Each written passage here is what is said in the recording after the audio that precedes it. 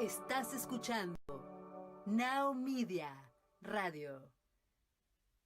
Hi, everyone. I'm sending you good vibes and a great big hug. Welcome back to Be Better with Susan. I'm your lovely host, Susan Wynn. For those of you that aren't familiar with me, I am a speaker.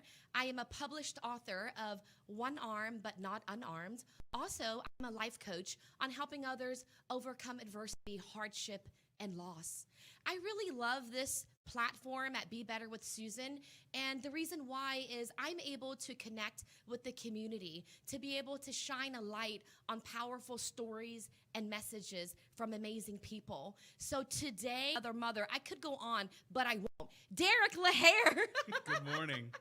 Good morning. So glad to be here with you, Susan. I really am. Oh, Derek, you know I love you so much. You have been a huge part of my journey, and you're my go-to, right? When I get excited about things, I call you when I need, some guidance or whatever the case is, when I need a good laugh. So I appreciate you. I'm happy you're here. Why don't you tell us a little bit about yourself?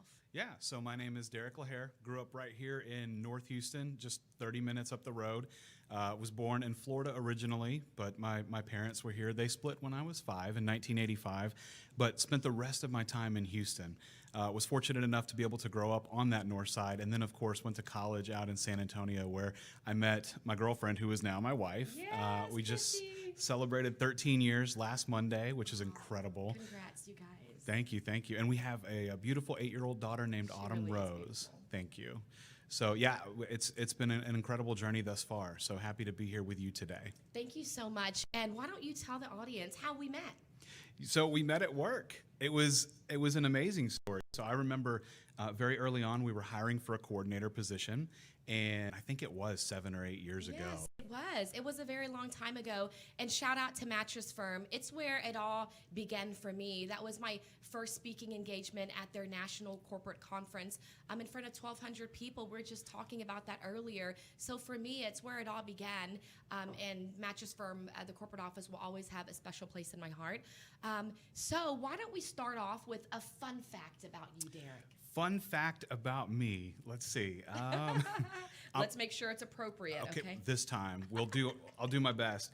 Fun fact about me: I'm a really big guy, but I have a really tiny car, a project car that I'm working on at home, and it's a little 2-door, 2-seater that my daughter and I work on almost every weekend. And then of course when we're not working on it, we're taking it for rides, going to the park, going out to the lake, doing stuff like that. I love that, the Del Sol. The right? Del Sol. So the when you Del see me Sol. get out of that car, you would not imagine that that I could have ever gotten in. I love it because you do have a passion for cars. I do. I see the pictures, I see your work, and I love how you continue to spend time with Autumn and have those daughter moments with her. It's so special. Thank you. And she is so beautiful. So beautiful. I know. It's amazing to me. And she just came up to hug me. I think it was yesterday, and I realized that her arms are pretty much up to my chest right now. So that happened very, very fast. Wow. Yeah. That's amazing. The last time I saw Autumn was at our lunch in Chinatown. Mm-hmm. How fun was that? Just about a year ago this month. That was so fun. That was amazing. We'll have to do that again. We need We'll to, for do sure. that again. All right, so I would love to jump into Derek's story, but before we do, let's go to a quick commercial break. Thank you.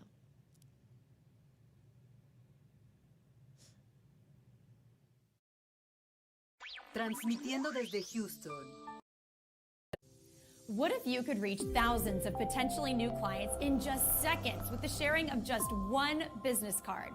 It's not possible with your old business card, but it is with NowMedia's new video business card. Hi, I'm Michelle Merhar. You may remember me from the morning news. Most people who receive a conventional business card either lose it or toss it within minutes. And with that, the company has lost that lead and likely that sale. At NowMedia, our new product is changing the industry. The video business card, recorded with cutting-edge technologies in our studios, is designed to be sent quickly using your smartphone or tablet to your clients, suppliers, or anyone you need to be in contact with. It is fully compatible with any instant messaging application or email system you already have. The NowMedia Video Business Card will feature you, along with your contact information, summary of all your company's products or services, and an engaging look. Best of all, it really is affordable for any business, from startups to multinational companies. The NowMedia video business cards are already being used by hundreds of companies, and most of them are seeing and feeling the difference in their lead generation and sales. We don't need to tell you how important our NowMedia video business card will be to your brand, your customer experience, and your ability to interact with your clients. Call us today at 832-384-9588 or email us at videocard@nowmedia.tv.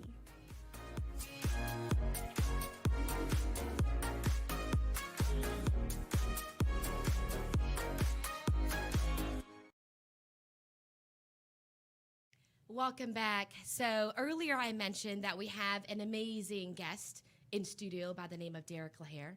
I'd like to ask, you went through some major adversity in your life. Yeah, indeed. Would you be able to share that with us? Absolutely. So when I was about 5, my parents divorced. And that's probably not unlike a lot of people that are out there listening today. Most of my friends have parents that are divorced. I think statistics are probably 1 in 2 couples, before the course of their marriage is done, they end up splitting up. And so at that time, some things started to happen for me, some changes. And I began to have some moments of just anger and severe depression and feeling like I had been abandoned. Now, my mom was really cool because she was in the mental health industry when she lived in Florida. She worked for the Palm Beach Medical Society. And so Mom realized very quickly that with all of the changes happening in my life, that it would probably be best if I saw a child psychologist. So we began doing that, and a couple of months went past, and things for me actually weren't getting better, they were getting worse, and nobody could really understand why. And I think what most people had no clue about at that time was that a lot of what was happening to me internally and externally wasn't just because of my parents' divorce. It was because at that same time, I fell victim to a sexual predator. And it was at that time that I began being sexually abused by someone very, very close. And I think that was what people were seeing. They weren't noticing it. And it was happening right under the noses of my parents. It was happening right under the purview of my friends and family, and even my psychologist at the time. And that took place for a period of months upon months upon months. I think I actually went from maybe the age of 5 to about 6.5 before anything came out about that or came to light. And that was a relatively common occurrence. It was every week or every other week. And so that abuse began to undo in me a lot of things. And so because of that, I went through a lot of trials and difficulties. Imagine being 5 and having that happen. And so I never thought, I think growing up, that something like that would happen to me. Of course, even then, wasn't really aware of what that was, because the 5-year-old mind can't really process. In fact, when children disclose to people today that they're being abused, they won't say I'm being sexually abused. What they'll tell their parents, or what they'll tell people that they trust when they do disclose, if they do disclose, is what's happening to them. So they'll describe in very graphic detail what's happening. And so it was a period of time for me where I remember just having a pit in my stomach for months and months and months, because the person that was abusing me was using all sorts of threats and manipulation and lies and coercion to get me to comply so that I wouldn't tell. And it took a very, very long time for that to come out. But when it finally did, it just felt like my world split completely in two. It changed everything about the future, everything about the course of my life in ways that even then there was no way that I could begin to comprehend. It's a heartbreaking story, and I truly, I'm appreciative of you sharing that with me and with us. When you say that you were able to open up and share those emotions, and you said your world completely changed, how does that look like? It's interesting. I've always equated it to, being close to, I think, 6 or 7 years old, and being upstairs in my bedroom, thinking about, because my parents had divorced and we lived in a tiny 2-bedroom apartment, and wanting to tell my mom what was happening. But the person that was abusing me was doing what sexual predators do is a really good job of making you feel like if you tell anybody, something bad will happen. And so this person had used little things at first to get me to comply as they groomed me. And then they started to use big things. So little things at first was, don't tell anybody, you'll be in trouble. And that graduated into, over the course of time, you begin to feel guilt and shame about what's happening. But you're 5 or 6, you don't really understand. And so what they started to do was threaten bodily harm or bodily injury. And the worst, which is really interesting, but probably the most effective for me, was they told me that if I told anybody what was happening, that Santa Claus wouldn't come, and that everybody would know just how bad I had been. And, you know, to be 5 years old and think about the idea of Santa not visiting you, it's a really hard thing to deal with. And I remember sitting upstairs in my bedroom night after night after night, trying to get the courage up to tell my mom what was happening to me, and just thinking that if I did, I knew the trade-off, at least in my mind, was going to be that Santa wouldn't visit me. At some point, the guilt and the shame and everything that I was experiencing outweighed the consequence for me. And I remember going downstairs one night and telling my mom in pretty graphic detail what was happening. And the rest from that point on is somewhat of a blur, because talk about the shift in the world and how everything begins to split. What I had done was the right thing to do. Absolutely. So many people don't get that opportunity. There's probably people out here listening today that are well into adulthood or even advanced in age and maybe have had something similar happen but have never had the opportunity to share because they're scared or fearful of what might happen. Right.